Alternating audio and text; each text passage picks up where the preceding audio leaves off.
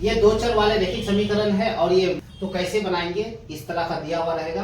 तो ये इससे पहले दो चर वाले रैखिक समीकरण के सूत्र क्या होते हैं, सूत्र के बारे में जानकारी हासिल करेंगे। तो इसके लिए 1 मिनट हम लोग रुकते हैं, पहले फॉर्मूला देख लेते हैं इसका सूत्र क्या होता है। बेसिक रूप है, बेसिक रूप को अच्छी तरह से समझेंगे, उसके बाद हम लोग मैथ ऑब्जेक्टिव बना पाएंगे। वो समीकरण जिसे ax + by + c = 0 के रूप हो व्यक्त किया जा सके उसे दो चर वाले रैखिक समीकरण कहा जाता है।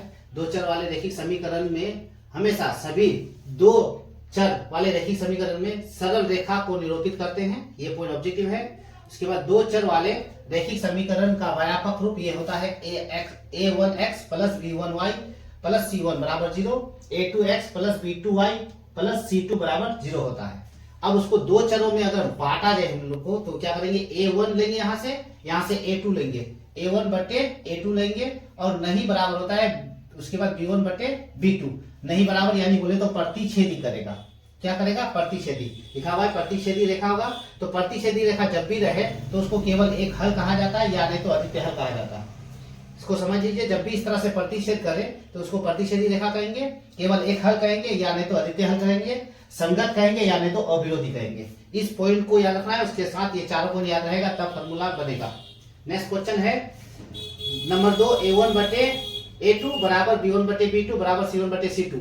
अगर वो संपाती रहे, संपाती यानी एक रेखा दूसरी रेखा के ऊपर बराबर रहे तो संपाती रेखा कहा जाता है। संपाती रेखा बोलेंगे उसको अपरिमित रूप से अनेक हल कर सकते हैं, उसको संगत कहा जाता है या आश्रित होता है। आश्रित का मतलब एक दूसरे पर वो निर्भर होता है, जिसे हम लोग संपाती रेखा कहते हैं। तीसरा फॉर्मूला है उसका a1 बटे a2 = b1 बटे b2 नहीं बराबर c1 बटे c2। वो समांतर रेखा कहलाता है, ये रेखा समांतर है, उसको याद करेंगे, समांतर रेखा कहेंगे। इसका कोई हल नहीं होता है, ये असंगत कहा जाता है यानी विरोधी है। ये तीनों फॉर्मूला अच्छी तरह से याद कर लेंगे, तब वहां का मैथ्स हम क्या कर सकते हैं, बना सकते हैं। तो आप देखते हैं, यहाँ समझ लेंगे, अच्छी तरह से उतार लेंगे, उसके बाद ऑब्जेक्टिव बनाते हैं। आप देख सकते हैं यदि 2x - 3y = 10 और 3x + 4y = कितना, -20 = 0 हो तो रेखा होगा। इस तरह जब भी दिया हुआ रहे तो हम लोग इसको क्या करेंगे, हल करेंगे। पहले दोनों समीकरण को उतार लेंगे, इसको इस पार बुला लेंगे, प्लस से माइनस हो जाएगा, उसके बाद इसको उतार लेंगे, 3x + 4y -20 = 0 लिख देंगे, दोनों का 0 लिख देंगे। अब 2 बटे यहाँ कितना लिख सकते हैं, 3, उसके बाद 3 बटे कितना लिखेंगे यहाँ 4, 3 बटे 4 माइनस में है। और देख सकते हैं यहाँ एक दूसरे को क्या करती है, प्रतिच्छेद करती है। उसके बाद पीछे देखने की जरूरत नहीं, यहाँ एक दूसरे को अगर प्रतिच्छेद करे, अभी हम लोग बताएं प्रतिच्छेद करे तो कौन सी रेखा हो जाएगा, प्रतिच्छेदी रेखा। आंसर उसका सी हो जाएगा। तो अच्छी तरह से फॉर्मूला याद कर लीजिए, तब समझ पाइएगा। क्वेश्चन नंबर 2, फिर क्वेश्चन में लिखा हुआ है 2x + 3y - 9 और 4x + 6y - 18 दिया हुआ हो तो रेखा कौन सा होगा। फिर रेखा पूछा है हम लोग को, क्या करेंगे, फिर उसको उतार लेंगे, समीकरण सबको पहले उतार लेंगे। उतारने के बाद हल करेंगे, 6y - कितना 18, यहाँ 2 बटे कितना है 4 है, 2 बटे 4 लिखेंगे, 3 बटे 6 है, यहाँ 3 बटे 6 लिखेंगे, यहाँ 9 बटे -18। अब इसको देखो काटेंगे, 1 बटे कितना निकलेगा 2, इसको भी काटने पर 1 बटे 2, इसका मतलब ये सभी क्या चल रहा है, बराबर चल रहा है। ये भी काटने पर 1 बटे क्या हो जाएगा 2, ये सभी क्या है, आपस में बराबर है। अगर बराबर है तो वो क्या हो जाता है, संपाती रेखा हो जाता है। इसका आंसर ये हो जाएगा। नेक्स्ट क्वेश्चन नंबर 3, फिर इस तरह से दिया हुआ, यदि रैखिक समीकरण युग्म 2x - 3y, तो समीकरण को पहले उतार लेंगे, +2 है, फिर 6x - 9y प्लस में कितना दिया हुआ है 5 = 0 लिख लेंगे। उसके बाद इसको लिखेंगे 2 बटे कितना है 6 और माइनस में 3 बटे -9, फिर दिया हुआ है 2 बटे 5। इसको काटेंगे, 1 बटे कितना निकलेगा 3, इसको माइनस में सुरा देने पर फिर 1 बटे कटने पर कितना निकलेगा 3, और ये 2 बटे कितना निकलेगा 5। ये दोनों तो बराबर है, ये पीछे नहीं बराबर है। इस कंडीशन में रहे तो इसका आंसर क्या हो जाएगा, कोई हल नहीं। ये क्या कहलाएगा, कोई हल नहीं। फार्मूला को अच्छी तरह से याद कर लीजिएगा, तभी सब समझ पाइएगा। क्वेश्चन नंबर 4 में फिर लिखा हुआ है के का मान ज्ञात कीजिए। तो पहले समीकरण को उतार देंगे, kx + 2y बराबर कितना दिया हुआ है 5। उसके बाद अगर बराबर से रहे तो इस पर बुला लेंगे। उसके बाद क्या दिया हुआ है 3x + y प्लस बराबर में इस पर बुला लेंगे। अब क्या यहाँ लिखेंगे, k बटे डायरेक्ट 3 लिखेंगे।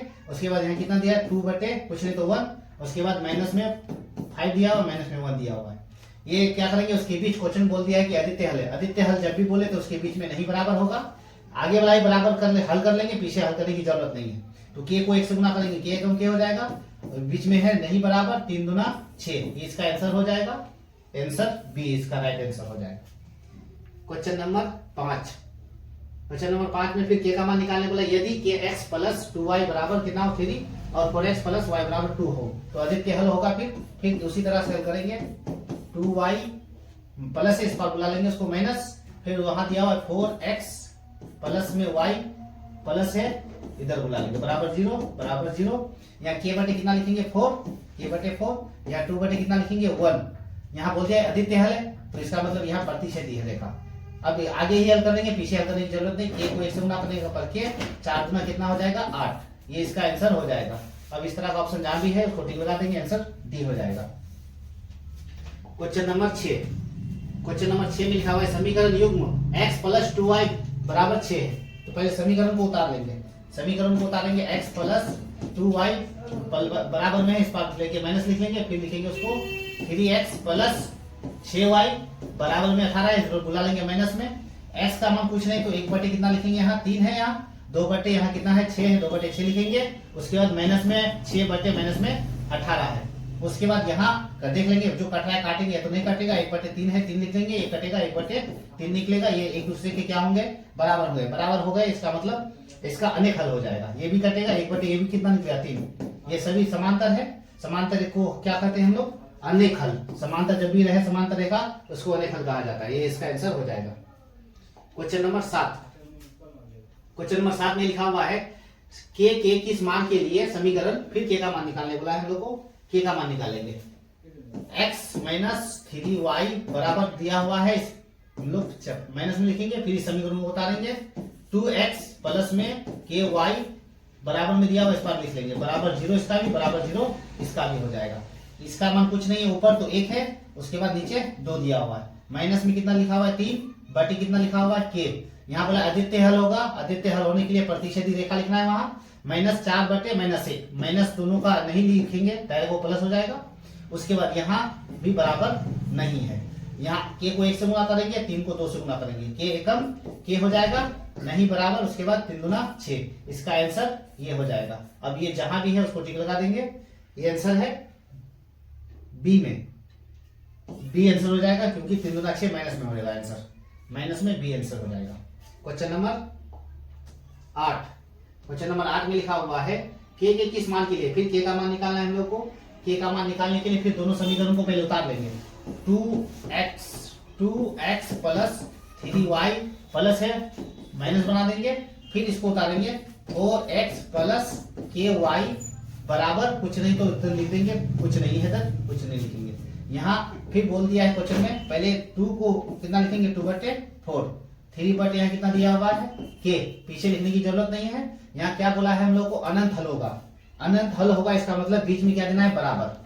अनंत हल बोले या अनेक हल बोले, बीच में बराबर लगेगा, 2 को के से गुना करेंगे 2 के बनेगा, उसके बाद बराबर देंगे 3 चौके 12, 2 का टेबल में ये कटेगा, 2 6 के 12, यानी के का मान कितना हो गया 6 हो गया। के का मान 6 हम लोग जहां देखेंगे वहां टिक लगा देंगे, आंसर ये हो जाएगा। क्योंकि ये सब ध्यान देना है, अनंत हल है तो बराबर, आदित्य हल होगा तो नहीं बराबर, ये सब में ध्यान देना है, तब सही होगा, नहीं तो ऑप्शन गलत हो जाएगा। क्वेश्चन नंबर 9 में देखेंगे, क्वेश्चन नंबर 9 में है, क्वेश्चन नंबर 9 में है के का मान के लिए समीकरण x plus 2y, x plus 2y minus 1, उसके बाद दूसरा समीकरण है 5x प्लस ay प्लस 7। यहाँ s का मान कुछ नहीं तो 1 लिखेंगे, 1 बटे कितना 5, फिर यहाँ 2 बटे कितना है के, 2 बटे कितना लिखेंगे के, और पीछे लिखने की जरूरत नहीं, जब भी के का मान निकालने बोले पीछे लिखने की जरूरत नहीं है। अब हम लोग देखेंगे कि आखिर बोला क्या है, कोई हल नहीं, कोई हल नहीं, इसका मतलब क्या हो जाएगा हम लोग को बराबर होगा, यहाँ बराबर, कोई हल नहीं बोले या अनंत हल बोले, इसका मतलब बीच में क्या हो जाएगा बराबर। के को 1 से गुणा करेंगे, के कम के 2 5 से क्या हो जाएगा 10। अब देख सकते हैं कि यहाँ के का मान बराबर 10 होना चाहिए, के का मान बराबर 10, आंसर हो जाएगा सी। नेक्स्ट क्वेश्चन देखेंगे, क्वेश्चन नंबर 10, क्वेश्चन नंबर 10 में है समीकरण फिर के का मान निकालने बोला है। पहले समीकरण को उतार लेंगे, ये प्लस है इस पर आके माइनस, उसको उसके बाद 6x माइनस 2y माइनस में 3 इस पर आके प्लस में 3 हो जाएगा। अब क्वेश्चन में फिर बोला है आदित्य हल बोला है, ऊपर है के लिखेंगे, नीचे है 6, उसके बाद बीच में आदित्य बोला है यानी प्रतिच्छेदी रेखा होगा, ऊपर चर का मान कुछ नहीं तो 1 बटे कितना 2, दोनों में माइनस है, माइनस हम लोग नहीं उतारेंगे, प्लस बन जाएगा, पीछे लिखने की जरूरत नहीं। के को 2 से गुना करेंगे 2 के बनेगा, 6 को 1 से गुना करेंगे 6 कम 6 होगा, और 2 का पारा में कटेगा 2 तिया 6, यानी के नहीं बराबर कितना हो जाएगा 3, ये इसका आंसर हो जाएगा। के नहीं बराबर 3 कहाँ है, बी में।